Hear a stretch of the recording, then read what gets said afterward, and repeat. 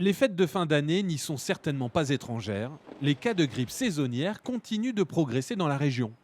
Une donnée suivie de près par l'Agence régionale de santé qui doit s'assurer que les besoins de soins hospitaliers ne dépassent pas les capacités d'accueil.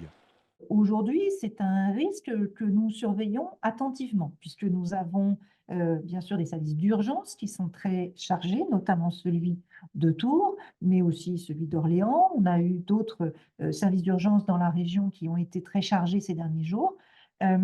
Et puis ce que nous disent les urgentistes, vous le savez, c'est que c'est très chargé parce qu'ils ont du mal à faire sortir des urgences les patients pour les monter dans les étages, puisque dans les étages, il y a beaucoup de monde, beaucoup de monde, beaucoup de monde et puis peu de sorties parce que, bah, tous les malades arrivent en même temps et donc ils ont tous quelques jours d'hospitalisation. En région Centre-Val de Loire, l'Indre-et-Loire est le département le plus touché par la grippe avec un taux d'incidence de 800 pour 100 000 habitants. Une tendance qui pourrait bien se prolonger. En général, les épidémies de grippe, ça dure 4 à 6 semaines. Hein, ça commence tranquillement et puis à 15 jours, on arrive au pic et puis après ça redescend tranquillement. Donc là, on peut estimer que jusqu'à la fin janvier, on va être occupé. Pour se préserver de la grippe, les gestes barrières restent utiles, d'autant que le taux de vaccination est en forte baisse en Indre-et-Loire, moins 11% par rapport à l'an dernier.